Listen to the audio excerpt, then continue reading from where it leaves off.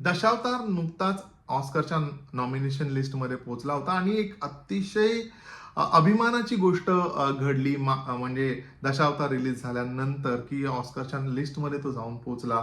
आणि लोककलेबद्दल बोलणारा म्हणजे दशावतार ही जी लोककला आहे त्यावर भाष्य करणारा, त्याच्या बरोबरीलाच एक अतिशय उत्तम कथानक आपल्या समोर आणणारा, वेगवेगळे कॅरेक्टर्स आपल्या समोर आणणारा, दिलीप प्रभावळकरांचा उत्तम अभिनय आणि त्यांनी केलेले जे वेगवेगळे त्याच्यामध्ये अवतार आहेत, रोल्स आहेत, ते आपल्या समोर आणणारा अतिशय उत्तम असा प्रोजेक्ट 2025चा दशावतार असं म्हटलं येईल. आणि खूप थिएटरमध्ये खूप चांगला गाजावाजा केला.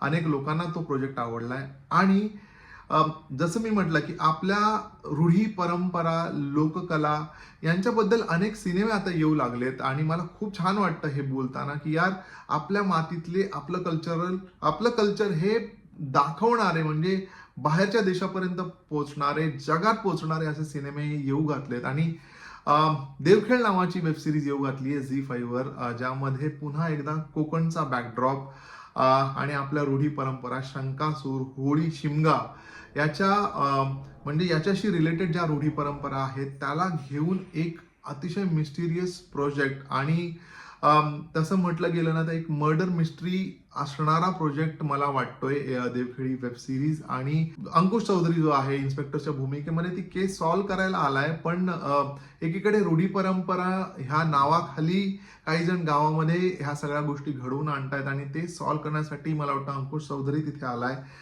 वेल, जर ह्या वेब सिरीज मधल्या कलाकारांबद्दल बोलायचं झालं तर अंकुश चौधरी आहे, प्राजक्ता माळी आहे, अरुण नलावडे आहेत, यतीन कारेकर आपल्याला दिसत आहेत, मंगेश देसाई दिसत आहेत. तर कॅरेक्टर्स आणि ऍक्टर्स सगळे चांगले वाटत आहेत, त्यामुळे यांचे परफॉर्मन्सेस चांगले असतील. बस वेब सिरीज जी आहे ती खूप रटाळ होऊ नये किंवा त्यातला जो स्क्रीन प्ले आहे तो एवढा छान असावा की काय म्हणतात ना, याच्या आधीच्या आलेल्या वेब सिरीजना वाईप आउट करून ही वेब सिरीज लक्षात राहायला हवी, असा इम्पॅक्ट असायला हवा, बिंज वॉच करायला लागलं पाहिजे. हे माझं एक्सपेक्टेशन आहे देवखेळ मधून.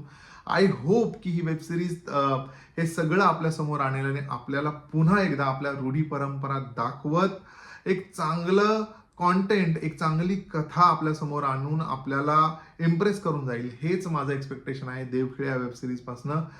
जर का तुम्ही हिचा ट्रेलर पाहिला नसाल तर जाऊन पहा. मला म्हणजे नक्की वाटतं की तुम्हाला याचा ट्रेलर आवडेल. सो नक्की जाऊन एकदा ट्रेलर पहा. कसा वाटला कॉमेंट करून सांगायला विसरू नका. चॅनलला सबस्क्राईब करायला विसरू नका. आपण भेटूया पुढच्या रिव्ह्यू मध्ये. तोपर्यंत स्टे ट्यून.